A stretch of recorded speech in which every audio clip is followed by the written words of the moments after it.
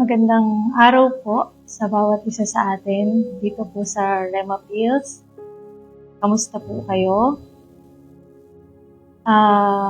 Ngayon pong oras ay magba-Bible study na naman po tayo dito sa Rema Fields Online Bible Study po. At ang topic po natin ay itutuloy natin yung skipping church is costing you more than you think. Ayun po. So, tayo po ay nasa number 7 na. So, dito po sa title po na ito, sabi niya, skipping church is costing you more than you think. Para po bang sa Tagalog, is kawalan po ba sa Panginoon ang hindi po natin pagsisimba? Or tayo po ang nawawalan kapag tayo po ay nag-i-skip sa ating pong pagpunta ng church?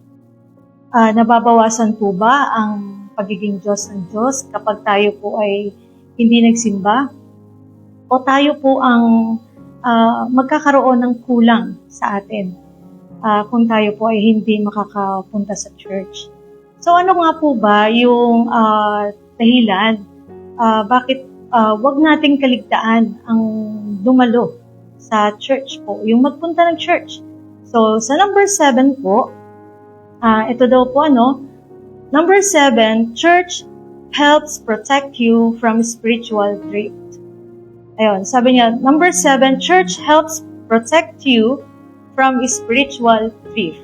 Nakalagay po yan sa Hebreo, dito po sa chapter 3, sa verse 12 to 13 po. So, basahin lang po natin, So, nakalagay po dito sa verse 12, mga kapatid, ingatan ninyong huwag magkaroon ang sino man sa inyo ng pusong masama at walang pananampalataya na siyang maglalayo sa inyo sa Diyos na buhay. Sa verse 13, sa halip, magpaalalahanan kayo araw-araw habang ang panahon ay matatawag pang ngayon upang walang sino mang madaya sa inyo ng kasalanan at sa gayoy maging matigas ang puso. So dito po, ang title nga po ng topic po dito po sa Rema Fields ngayong pong week na ito ay skipping church is costing you more than you think. So dito po makikita natin sa binasa natin sa verse 12 po, napakahalaga po ang pag-attend natin sa church.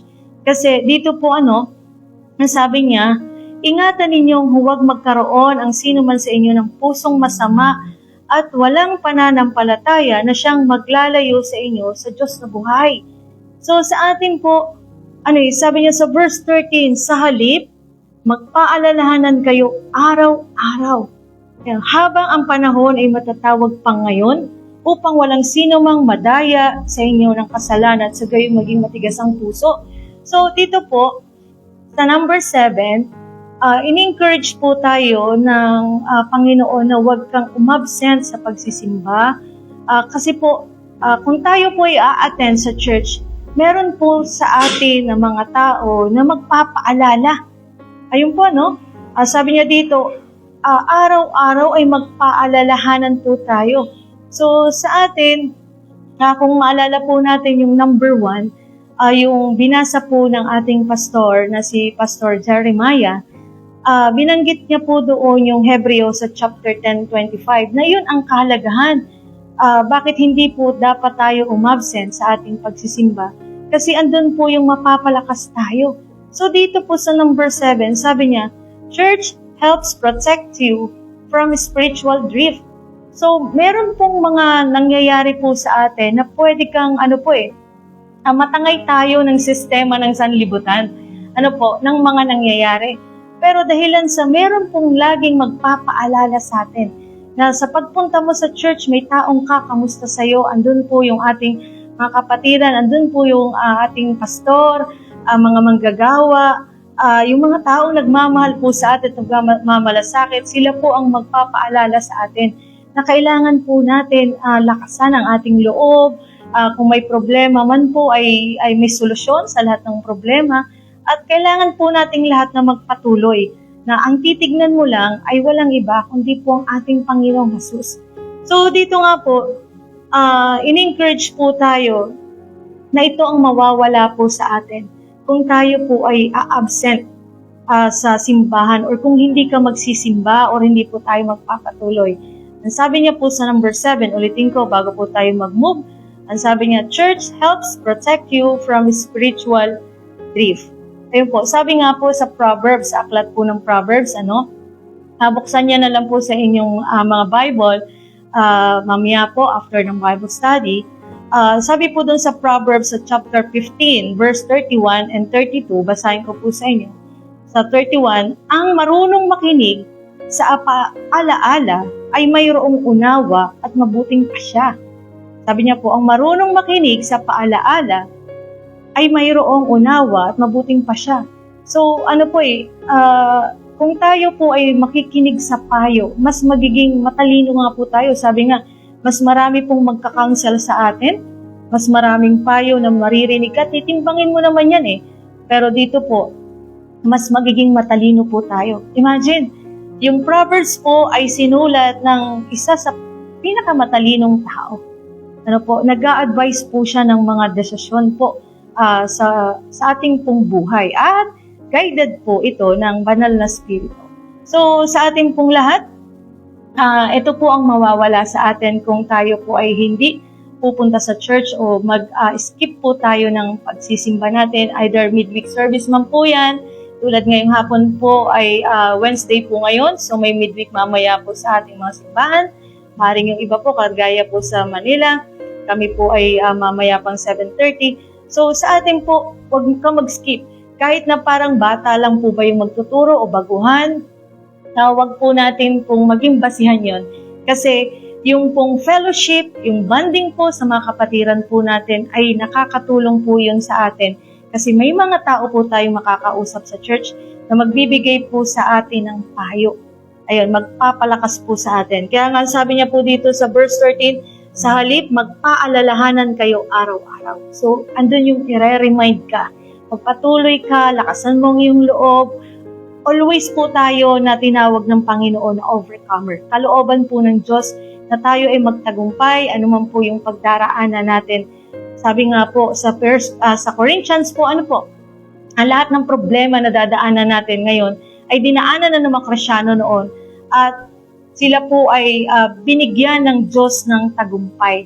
At tayo lahat din po ay magtatagumpay. Kasi sa time po na parang ang hirap, imposible, ay sasamahan po tayo ng Diyos. Dun sa time po na hindi mo na kaya, andun ang Panginoon para tayo po ay tulungan para kayanan mo itong bagay na ito. So, I can do all things through Christ who strengthens me. Ayan po.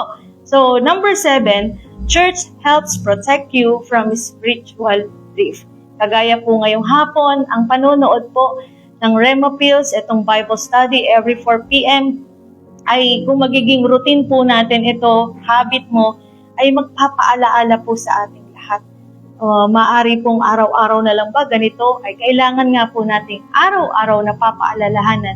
Kasi ang sabi nga, ang gamot daw po sa mga taong nakakalimot ay yung pong paalaala. Hindi po pato. Ayun po. So, number 8 po, ayan, move po tayo. Sabi niya, God uses church to mature believers. Now, ulitin ko po, sabi niya, number 8, God uses church to mature believers. So, nakalagay po yan sa aklat po ng Ephesians. Buksan po natin sa chapter 4, verses 11. So, hanggang 13. Basahin ko po, sabi niya sa verse 11, at binigyan niya ang ilan ng kaloob upang maging mga apostol, ang iba na may mga propeta, ang iba'y mga ebanghelista, at ang iba'y mga pastor at mga guro. Ginawa niya ito upang ihanda sa paglilingkod ang lahat ng mga hinirang upang maging matatag ang katawan ni Kristo, hanggang makarating tayo sa pagkakaisa ng pananampalataya at pagkakilala sa anak ng Diyos at maging ganap ang ating pagkatao ayon sa pagiging ganap ni Kristo. Ayun po. So dito po, sa number 8, ang church daw po ang ginagamit ng Panginoon o instrumento para po mag-mature ang bawat mananampalataya. So, dito po skipping church is costing more than you think. Huwag po tayong mag-absent. Maging regular tayong uma-attend. Bakit? Kasi, sabi nga, practice makes practice makes perfect. So, yung kung pagpapatuloy mo na pagkanta, kahit sintunado ka dati, kung practice ka lang ng practice, makikita mo, maririnig mo, maganda na yung boses mo, natatama na. So ngayon, dito po, sa pagpapatuloy nating pagsisimba, yung hindi mo pag-absent, hindi mo pagliban, hindi mo pag-skip, tuloy-tuloy ka lang, simba ka lang ng simba. Sabi nga po, na mapapansin po natin, magiging mas kamukha mo na si Kristo. Bakit? Kasi sa church po, nandoon yung mga inanointan ng Diyos para tayo po ay i-guide. Andun po yung mga taong inanointan ng Diyos. Sabi niya dito sa verse 11, binigyan niya ang ilan ng kaloob. So andun yung anointing doon sa mga tao na ito upang maging mga apostol, iba yung mga propeta, iba yung mga evangelista, at iba yung mga pastor at mga guro. So andun po sa simbahan ng ating pastor. Andun yung anointing sa ating pastor ng pagiging teacher. Minsan sila po ay nagiging prophet sa atin na kinokorek po tayo. From the mouth po ng ating pastor, lumalabas po yung correction sa atin. Hindi po always na sinasabi lang ng Lord sa atin yung pag-ibig niya. Andun din po ang correction. So hindi lang po encouragement. Nandun din po sa atin yung guidance. So yung pagtutuwid po sa atin. So kaya nga, kung tayo po ay regular na magsisimba, hindi kayong pa-absent. Imagine po, sa eskwelahan, yung mga pala-absent, sila po ay madalas mababa ang grade. Yung mga pala-absent, sila po ay yung mas pasintabi po mas magiging konti ang matututunan mo. Bakit? Kasi mamimiss mo yung itinuro kahapon. So ngayon sa atin po, kung tayo po ay tuloy-tuloy sa ating pag-attend sa church, kung tuloy-tuloy po tayo, katulad po nito every Sunday, midweek, tapos meron pa po tayong mga camping, may mga events pa, tuloy-tuloy ka lang.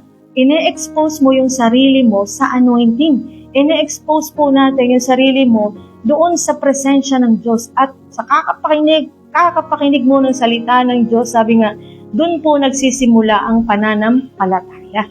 So sa ating po, kung mapapansin po natin, andun yung maturity po natin. Mas mag-i-improve po yung buhay spiritual natin kapag tayo po ay laging dumadalo sa mga pagtitipon. Bakit? Kasi ang sabi po dito, sa verses na binasa po natin, yung mga pastor, itong mga apostol na ito, itong nasa fivefold ministries po na ito, yung mga tao na yan ay inanointan ng Diyos para tayo po ay i-guide, para mas matulungan pa po tayo na mas mapalapit sa Panginoon. So the more na tayo po ay nagsisimba, the more na mas naririnig po natin ang plano ng Diyos, ang kalooban ng Diyos, nagiging mas sensitibo po tayo. So, nulit ko po, sa church, hindi po always yung parabang hiniheli ka lang, kino-comfort, hindi lang po yun. So, sa atin po, sabi niya, God uses church to mature believers. Sa maturity po, kasama po doon ang isa ay yung pong correction. May mga times po na sasabihin sa atin, yung pong mga bagay na dapat pang ayusin sa atin para po tayo ay mag-mature. Andun din po yung pagtuturo, kagaya po ng bata. So ngayon sa atin pong lahat, maganda po na isang paalala sa atin, kagaya nga po itong hapon na ito, meron pa po tayong mga nalalabing time na sa week po na ito hanggang Friday, ay mapapaalalahanan tayo. Sabi niya, skipping church is costing more than you think. Sabi po, so number 9 po, ayan, sa number 9, sabi niya, you receive encouragement when life is heavy. Ayan, yun po ang number 9. You receive encouragement when life is heavy. So, dito po sa 1 Thessalonians, buksan po natin, sa chapter 5, sa verse 11, basahin po natin Dahil dito, palakasin ninyo ang loob ng isa't isa at magtulungan kayo tulad ng ginagawa ninyo ngayon. Dahil dito, palakasin ninyo ang loob ng isa't isa at magtulungan kayo tulad ng ginagawa ninyo ngayon. So sabi po sa pinag-aaralan natin ngayong hapon, skipping church is costing you more than you think. Ano po ba ang halaga ng pag-attend po natin sa church? Yung pag-absent mo, yung pagliban po natin, yung hindi mo pagdalo, ano po ba ang nawawala sa atin?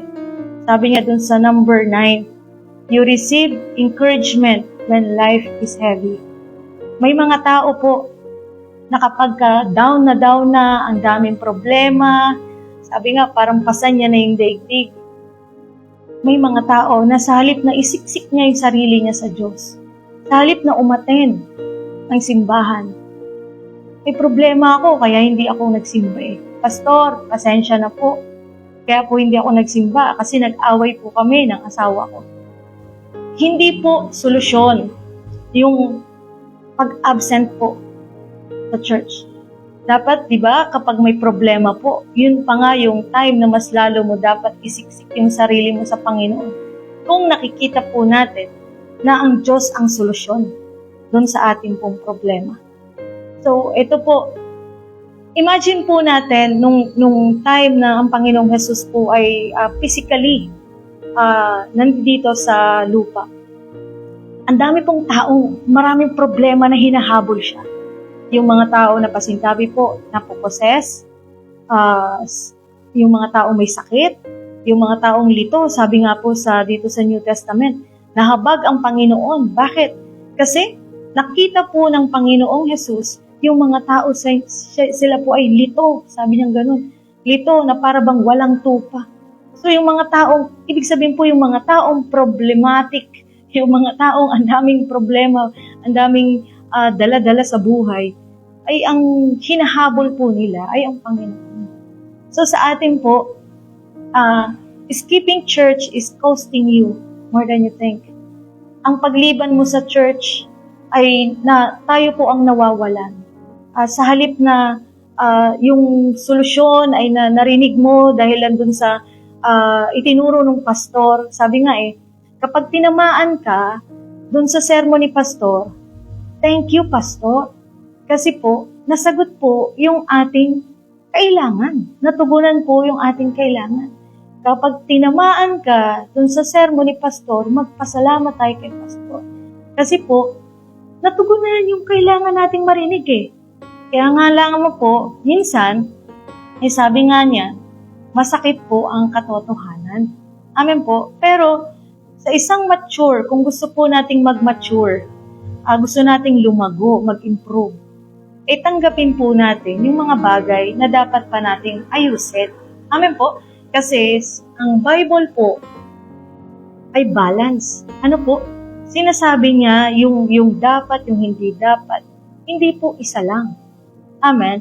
So dito po sabi niya sa verse 11, 1 Thessalonians 5:11, dahil dito palakasin ninyo ang loob ng isa't isa at magtulungan kayo tulad ng ginagawa ninyo ngayon. So, sa atin po, sa number 9, andun po yung encouragement.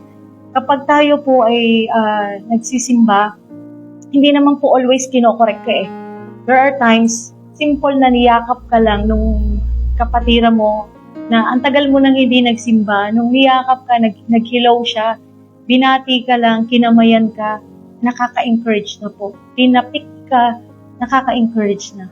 Lalo na yung narinig mong kinamusta ka, nakaka-encourage na. Yung nakita mo na masaya sila na nandiyan ka, nakaka-encourage na.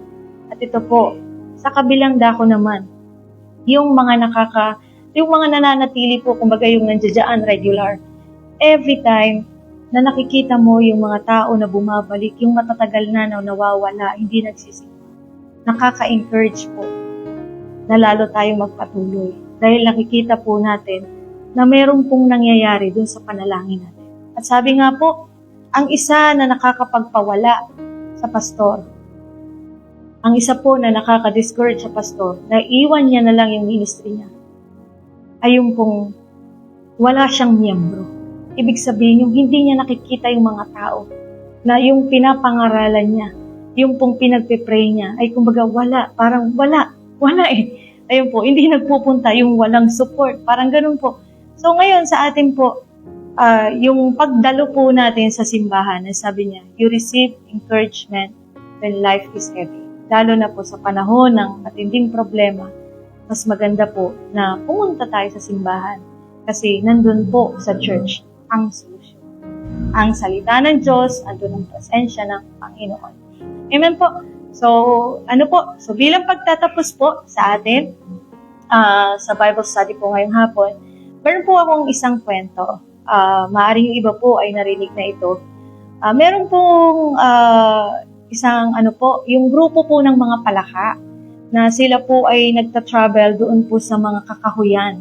So palundag-lundag po yung mga palaka na ito hanggang dumating po ang time na yung dalawang palaka po ay nahulog sa malalim po na hukay. Ayun po. Ngayon, ang nangyari, yung mga kasabayan po nila na palaka na ay pinuntahan po agad yung dalawang nahulog dun sa kumbaga sinilip po nila dun sa hukay. Ngayon po, yung dalawang palaka po na nandoon sa hukay ay nag-usap po sila na kumbaga sabi nung isang palaka, walang nangyayari dito sa pagtalon-talon natin. Kasi sabi niya ganun, kanina pa tayo tumatalon pero sabi niya hindi pa rin tayo nakakarating dun sa top.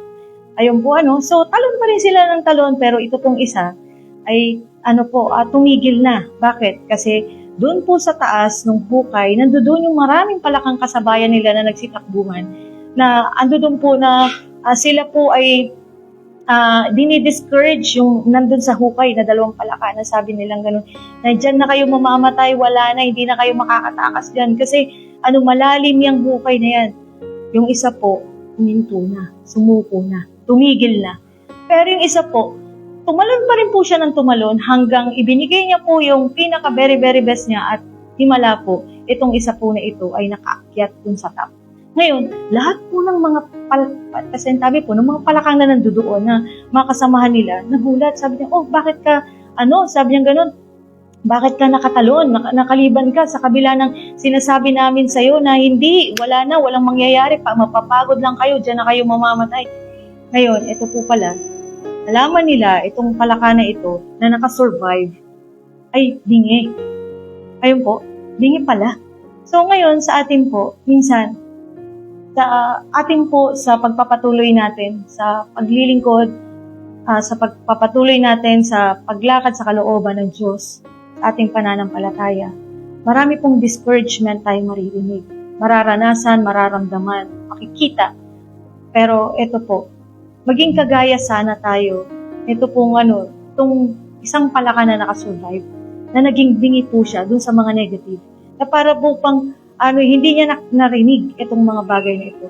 Ngayon, ito po pala, yung palaka na ito, bukod po siya sa bingi, akala po niya, yung mga coach ng mga tao, ng mga palaka doon sa itaas, akala po pala niya, siya ay ini-encourage na siya ay makaliban. Akala niya pinapalakas. Hindi po niya alam, kasi hindi nga niya naririnig na siya po ay dinidiscourage. So, kaya po pala siya nagpumilit na makatalon, kasi akala niya, ini-encourage po siya ng mga kasama niya. So, sa atin po, maganda na lang sa atin po, na huwag kang masyado po na nakatingin sa mga kasamahan natin. Kung ano man yung mali o pagkukulang sa ating pong church, maganda po na manatili tayo na nakatingin sa Panginoong Jesus. Kasi yun ang advice sa atin ng Diyos. Sabi nga po dito, sa verse po, sa 2 Timothy, sa chapter 4, po, sa verse 7, pinagbuti ko ang aking pakikipaglaban, natapos ko na ang dapat kong takbuhin at nanatili akong tapat sa pananampalataya. Ito po ang sinabi ni Apostol Pablo, isa pong pinakamaraming naranasang kulong, hagupit at negative na salita sa mga tao. Kristyano man o hindi Kristyano. Pero siya po ay nakatapos sa kanyang takbuhin at ini-encourage niya ang bawat mananampalataya na tayo po ay tapusin natin yung ating takbuhin. Pagbutihin mo. So, wag po tayo na mag-a-absent sa ating pong fellowship. So, magandang hapon po sa bawat isa. Manalangin tayo. Amang Diyos, sa pangalan ni Jesus, itinatas ko po sa inyo ng bawat isa sa amin. Panginoon, patuloy na andalangin ko po ay maging matapat kami sa amin pong relasyon sa iyo. Na anuman po ang pagsubok na daraanan namin, maalala namin ang mga paalala mo na kami ay dapat maging matapat. Dahil ang mananatiling tapat ay siyang maliligtas. Na Panginoon, kailangan naming maging matapat sa pagsisimba, matapat sa paglilingkod sa iyo, matapat sa pananampalataya sa iyo. Salamat Panginoon, mangyari ang kalooban mo sa bawat isa sa amin, maganap ang plano mo sa pangalan ni Jesus. Amen. So magandang hapon po ulit sa bawat isa. Patuloy po tayo na manood, makinig ng mga Rhema Pills Live at pwede po nating ulitin ang mga live po na ito sa YouTube po ng Rhema Pills. Ingat po ang lahat. God bless you.